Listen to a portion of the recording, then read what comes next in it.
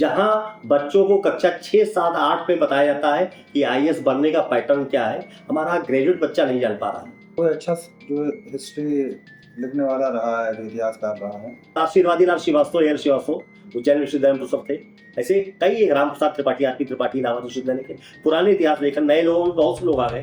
क्या ये सचिव बोधी मीडिया है या बस एक अफवाह फैली हुई है? ये वाकई ये बायस्ड है सरकार की तरफ?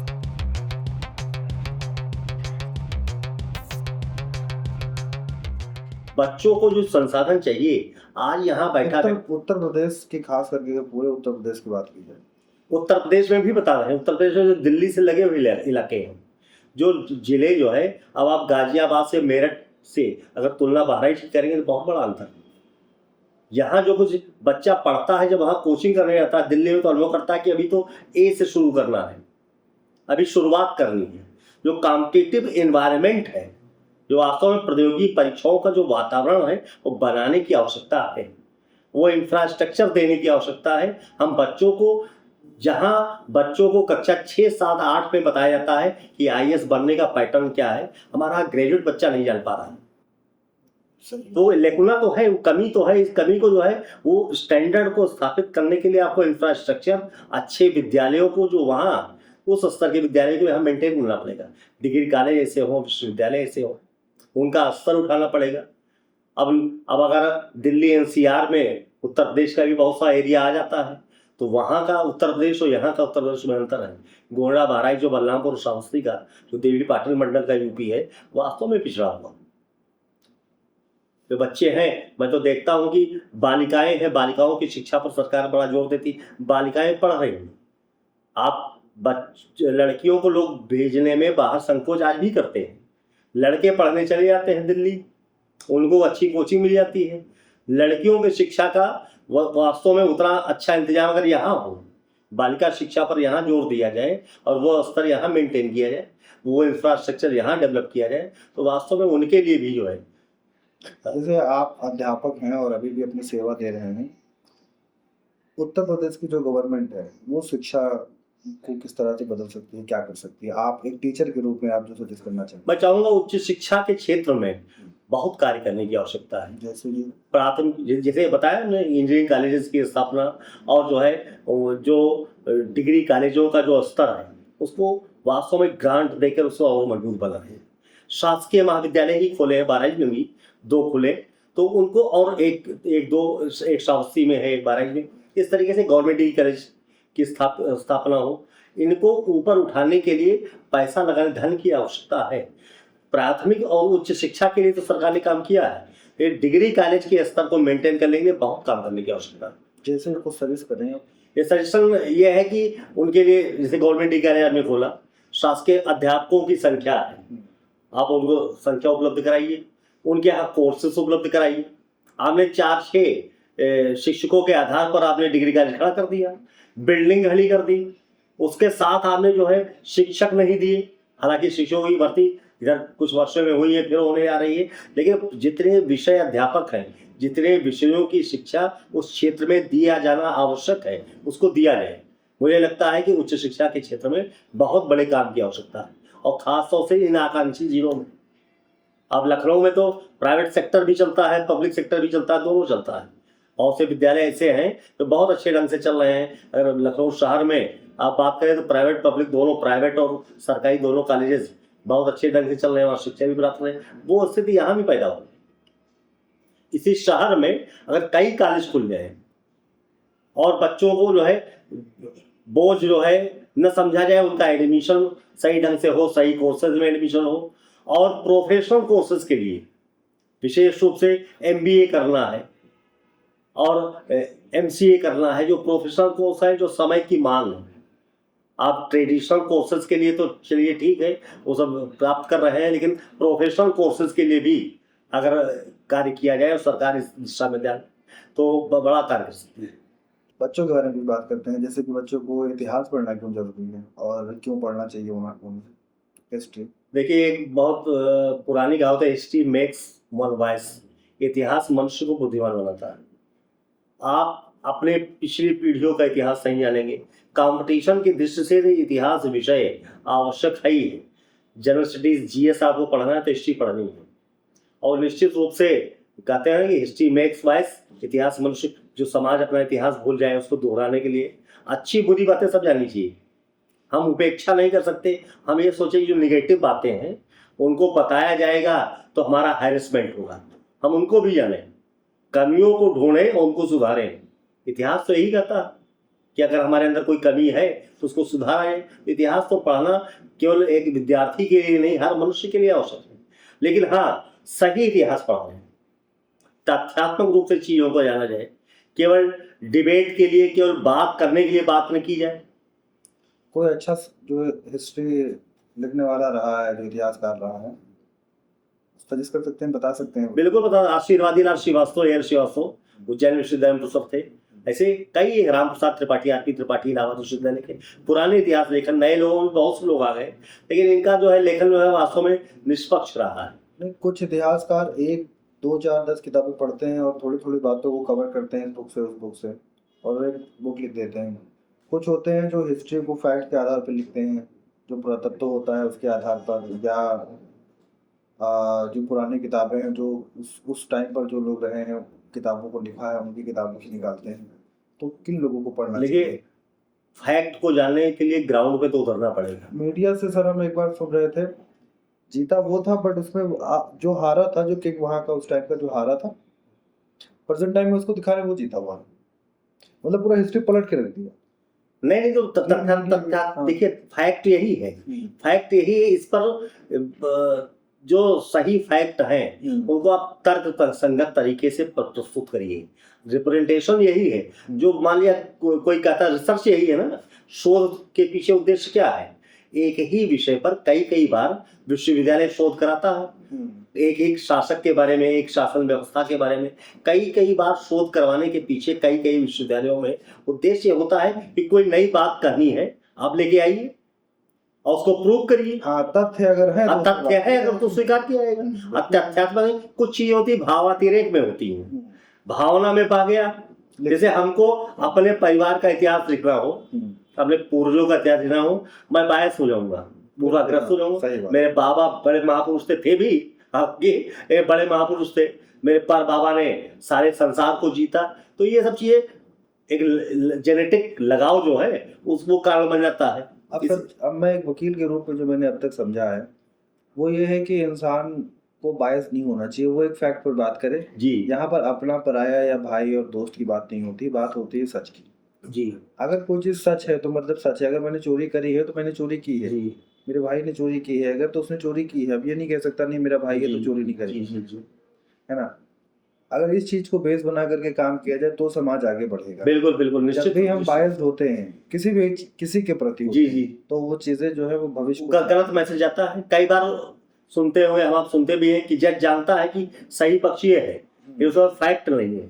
हाँ, वो फैक्ट के आधार पर उसके सामने जो चीजें हैं फैसला उसको उस पर देना है। वो जान रहा है कि ये पक्ष जो है अपनी बात को प्रस्तुत नहीं कर पा रहा है, तथ्यों को सही ढंग से प्रस्तुत नहीं कर पा रहा है, तो मजबूर, तो वही समय मजबूर, लोग मजबूर है। आप लोगों को सही ढंग से चीजों को बताएंगे, आप केवल जो है सतही ज्ञान होता है, एक डीप स्टडी होती है, किसी चीज को आप पढ़ते नहीं हैं, किसी बारे में आपने राय बना ली, लेकिन आपने किसी विद्वान को सुना, किसी बड़े आलिम को सुना और उसके बाद आपने अध्ययन किया, आपको लगा ये हिम्मत भी होनी चाहिए।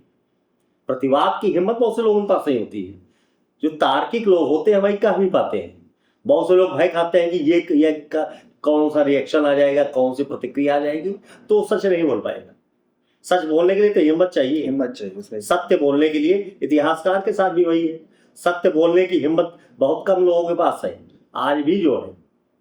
तो इसको किसी चीज को परिवर्तित करना या किसी चीज को एकदम से पलट देना, तथ्यात्मक सूचनाएं आपके पास है, वो प्रूव करेगा। किसी चीज को पलट नहीं सकते आप। और सर जैसे आप हिस्ट्री पढ़ाते हैं, हिस्ट्री एक बहुत इम्पोर्टेंट सब्जेक्ट रहा है, हमेशा से रहा है, आज भी है, क्योंकि हिस्ट्री जो है वो एक कहावत है, आपने सुना होगा कि अगर हमें पास्ट के बारे में नहीं पता है तो हम फ्यूचर नहीं बना सकते। हाँ। तो हमें पास्ट को समझना जरूरी था। और जो हमारे पास जो एक आम आदमी के लिए सोर्स ऑफ नॉलेज होती है वो सबसे मेन जो है वो मीडिया।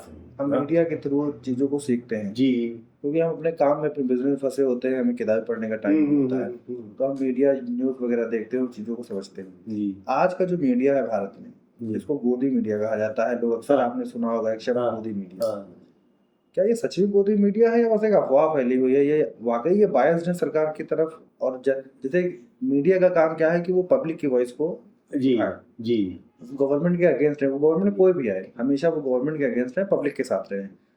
आज मैं हूँ गवर्नमेंट का, आप हैं, कोई और होगा, कोई और होगा, कोई और होगा। मीडिया का काम क्या होता था कि वो जो आम जनमानस है, आम जनता जो है, उसकी बात जो है वो गवर्नमेंट तक पहुंचाए और गवर्नमेंट से क्वेश्चन करे कि भाई आपने बच्चों के लिए क्या किया, शिक्षा के लिए क्या किया, फूड के लिए क्या किया, जो उनके बिजनेस के लिए क्या किया, जो रेगुलर लाइफ है उसमें उसको बेहतरी कैसे दी गई।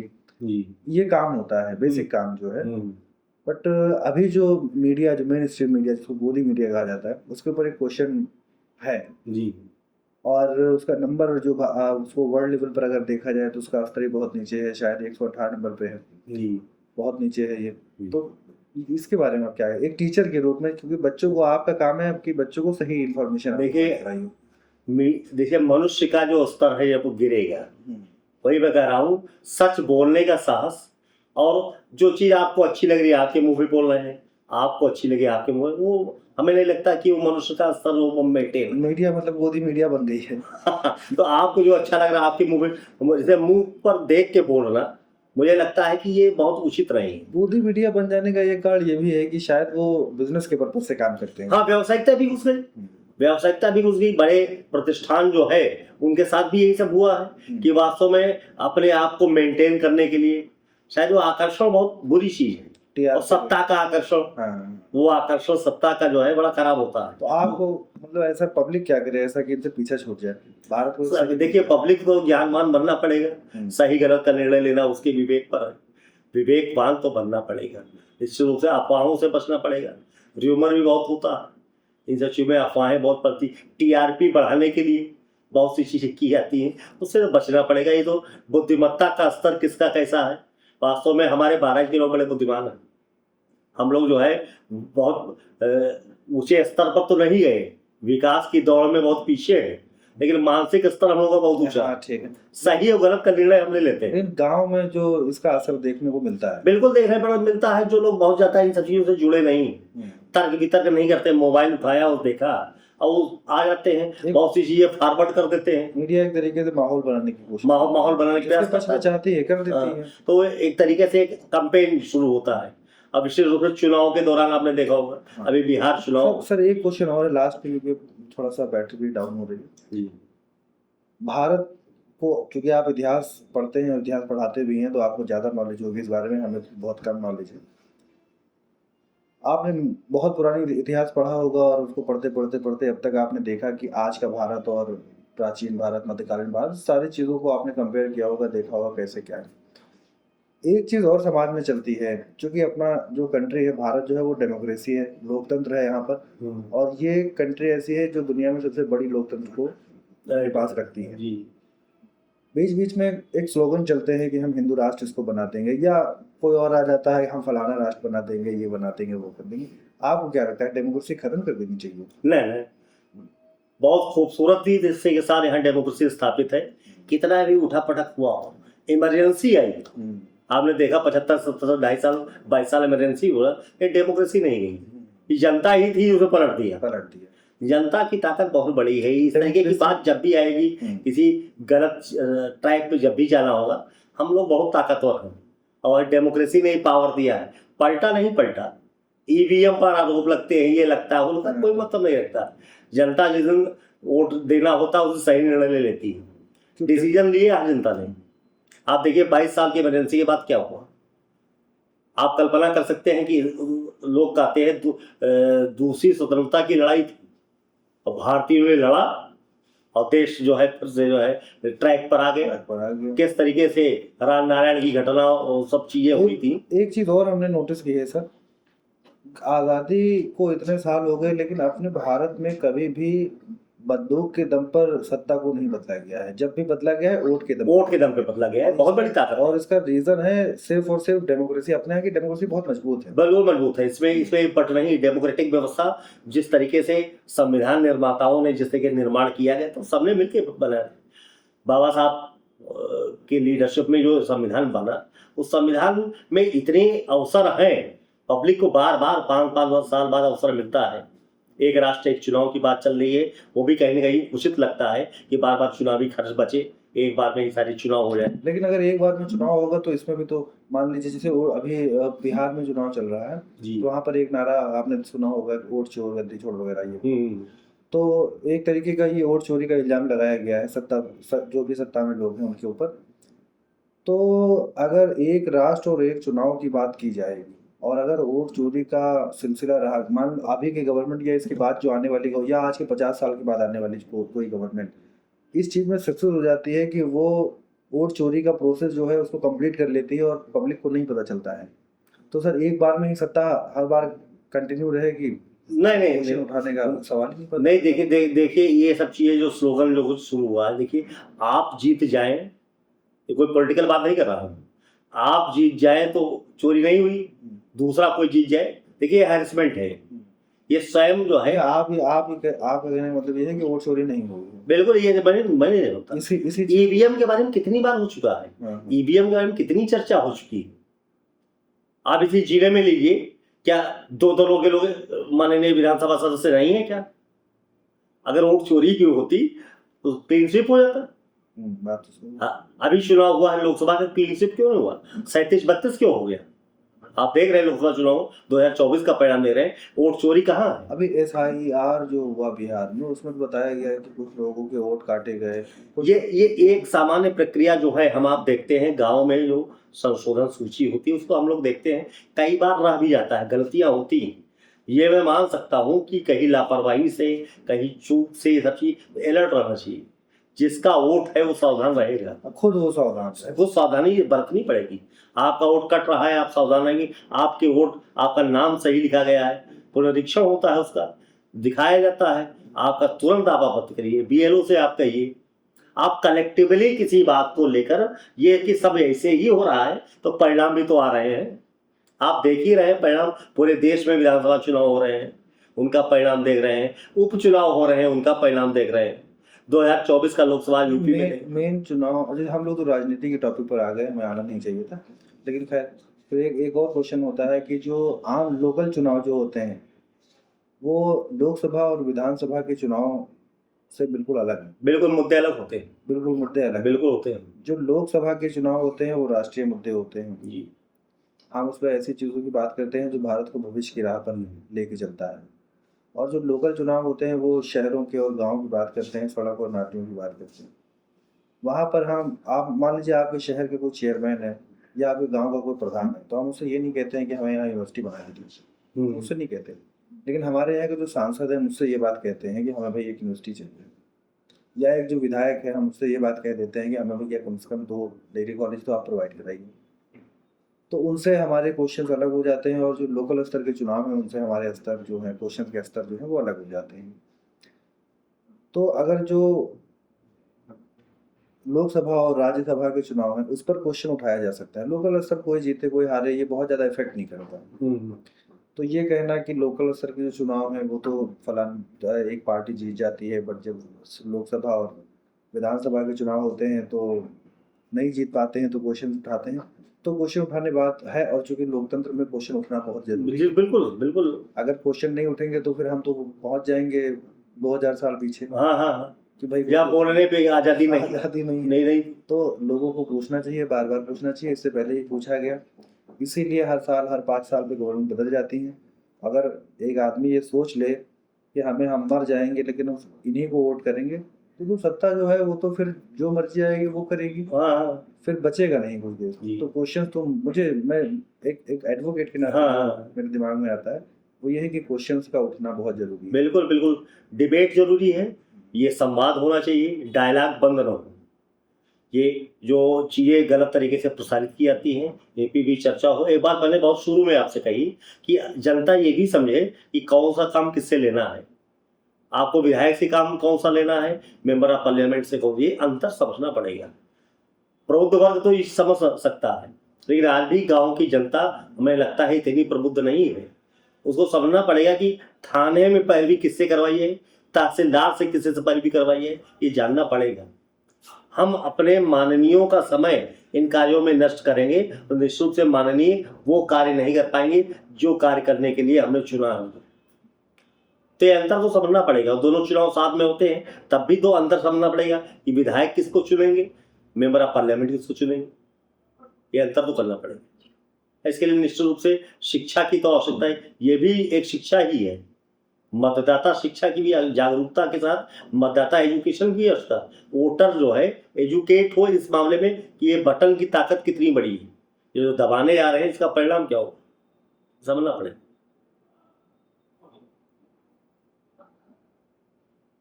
कितने सब लोगों से एक्सपीरियंस है आपको एजुकेशन फील्ड में? देखिए मैं यहाँ कॉलेज में तो यहाँ 22 वर्ष से हूँ, किसान पीजी कॉलेज में शिक्षक हूँ। और हिस्ट्री की आप पढ़ा रहे हैं। इतिहास विषय, इतिहास विभाग में हूँ, मध्यकालीन इतिहास विभाग में। और 91 में लखनऊ विश्वविद्यालय में प्रवेश लिया तो इतिहास तो तभी से पढ़ रहा हूँ। एक आदत रही है कि इतिहास की किताबें लाइब्रेरी से नहीं खरीद के पढ़ो। किसी कंपटीशन में कोई पुरस्कार मिल जाता था तो 1000-1500 उस जमाने में कहीं मिला तो सब किताब खरीदा जाए। किताबें खरीदना चला गया रामा बुक डिपो, अमीनाबाद खड़ा हो गया, किताबें खरीद के पढ़ने का शौक। मैं बड़ा भाग्यशाली व्यक्ति हूँ कि हमारे घर में जिले की सबसे बड़ी पर्सनल लाइब्रेरी है। मेरे बाबा भी बहुत लर्नड व्यक्ति थे, पिताजी भी थे, और मैं भी उसको मेंटेन भी किया। बहुत सी किताबें ऐसी हैं, बहुत से करस्पॉन्डेंस ऐसे हैं जिसको देख के आप चौंकेंगे। अभी कुछ दिन पहले मैं देख रहा था तो करीब 100 साल पुराने पोस्ट कार्ड हमारे पास हैं, बाबा को विशिष्ट लोगों द्वारा लिखे गए। तो चेक कर रहा था उसमें कि इसको छपाया जा सकता है क्या। बड़ा भारी इतिहास पोस्ट कार्ड से भी छपा है।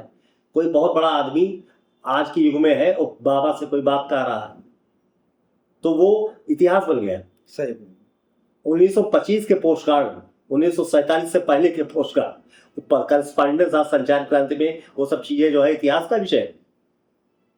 तो मेज पे लगा रखा है उसको, ईयर वार उसको चेक करता हूँ। आजकल बहुत से यही काम कर रहा हूँ, उसमें एक अच्छी बुक तैयार हो सकती है। तो फैक्चुअल चीजें जो है, फैक्ट्स को इकट्ठा किया जाए और उनको तथ्यात्मक रूप से रखा जाए। बोलने की आज़ादी, कहने की आज़ादी हो, कि आप तय नहीं करेंगे कि राष्ट्रवादी हम हैं कि आप हैं। राष्ट्रवाद आदमी के नस में है, इसका फैसला आप करने वाले नहीं, कुछ पॉलिटिकल पार्टीज करने वाली नहीं कि आप बता देंगे राष्ट्र ये नेशनल है ये एंटी नेशनल है। आजकल तो ये चलन में है। नहीं, ये निर्णय आपका नहीं है, ये व्यक्ति की स्वतंत्रता है। व्यक्ति जो है राष्ट्रवादी तो है, इस देश में रह रहा है, उसका निर्णय इस देश में रह रहा है। तो अगर वो निर्णय न लेता, इस मातृभूमि में पैदा न होता, मदरलैंड से लगाव न होता तो भाग जाता। तो इस तरीके का आरोप लगाना कि हम निर्णय लेंगे, हम प्रमाण पत्र देंगे, आप सर्टिफिकेट नहीं देंगे। प्रमाण पत्र व्यक्ति का जो है कि आत्मा है, अंतरात्मा की आवाज है। ये निर्णय करना मुंह पकड़ लोगे, बोलने की आजादी सबको है, ये डेमोक्रेसी। इसमें सही बात होगी कही जाएगी, आपको सुनना पड़ेगा। आप ये नहीं कोई आरोप लगा रहा हो, गलत आरोप लगा रहा हो, उसका भी जवाब देना पड़ेगा। आपकी अकाउंटेबिलिटी है, आप इस अकाउंटेबिलिटी से भागिए नहीं। सरकारें जो है किसी का जो है दमन करने के लिए नहीं बनाई जाती है। विपक्ष की भी भूमिका होती है, सत्ता पक्ष की भी भूमिका होती है, और दोनों जो है मिलकर सरकार बनती है। आप कल्पना नहीं कर सकते कि विपक्ष बाहर है और पार्लियामेंट चल रही है। जिन जिन विधानसभाओं में कभी ऐसा हुआ है विपक्ष कमजोर हुआ, वहां निश्चित रूप से जो है जनता की हानि हुई। आपको टोकने वाला नहीं होगा, आप तानाशाह बन जाओगे। सही। तो ये तो आवश्यक है, लोकतंत्र की खूबसूरती यही है। और भारतीय लोकसभा में तो कभी स्थिति नहीं आई, कब से विपक्ष इतना कमजोर कभी नहीं हुआ। आज का विपक्ष कैसा है? आज का भी सकारात्मक भूमिका निभा रहा। राहुल गांधी का कैसा काम चल रहा है? व्यक्तिगत टिप्पणी में किसी भी निकल सामने एक विपक्ष के रूप में, जैसे एक विपक्ष किस तरह से काम नहीं, अब उनका अपना थॉट है, लाइन ऑफ की थिंकिंग है, उनका अपना वैचारिक पृष्ठभूमि है। जो भी आज़ादी से पहले, हम एक बात जरूर कहेंगे, जो आज़ादी के पहले की कांग्रेस थी और आज़ादी के बाद की कांग्रेस है, दोनों को अलग करके समझिए। तो पहले की कांग्रेस के बारे में 1947 से पहले तो ज्यादातर लोग कांग्रेस के ही थे, एक ही झंडा था। आप कल्पना करिए 1947 से पहले, उसके बाद आज़ादी के बाद बहुत से लोग विपक्ष में चले गए, विपक्षी राजनीति उन्होंने की। डॉक्टर लोहिया, जिनकी नाम लेके बहुत से लोग जो है बड़ी बड़ी बड़ी बातें करते हैं, डॉक्टर लोहिया कहते थे, डॉक्टर लोहिया से एक पत्रकार ने पूछा कि आज़ादी से पहले तो आप कांग्रेस में थे, आपने आज़ादी के बाद कांग्रेस छोड़ दी और गांधीवादी बात करते थे। तो कहा देखिए, दो तरीके के लोग हैं आजकल, गांधीवादी कांग्रेसी। आज़ादी से पहले वाले जो सत्ता में आए हैं, कई आज की 1947 के बाद जो है गांधीवादी कांग्रेसी, एक श्रेणी उनकी है जो सत्ता की मलाई काट रहे हैं। दूसरी गांधीवादी कांग्रेसी वे हैं जो विभिन्न ट्रस्टों को बना के बैठ गए हैं, मठाधीशी कर रहे हैं। और तीसरे मेरे जैसे हैं, तब वो आज़ादी की लड़ाई लड़ रहे थे, आज देश निर्माण की लड़ाई लड़ रहे हैं।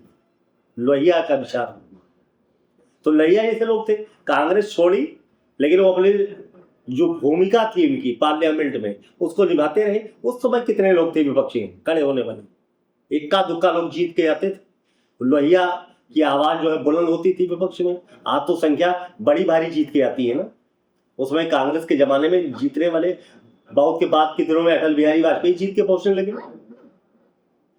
4 से 10 लोग कुछ लोग हुआ करते थे, लेकिन उनकी आवाज ज्यादा ताकतवर थी।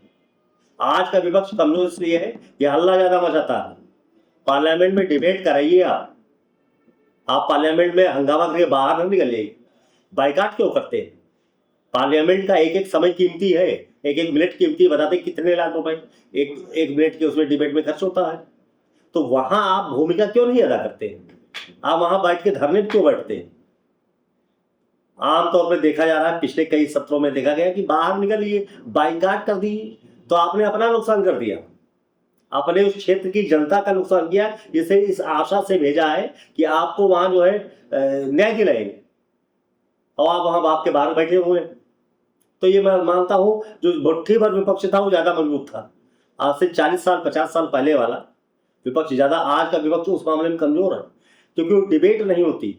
वो डिबेट सुनने के लिए जो है सत्ता पक्ष को सुनना पड़ेगा। कोई बात कहेंगे, आप विरोध करेंगे, वो बात कहाँ जाएंगे? ये कहने वाला है। धन्यवाद।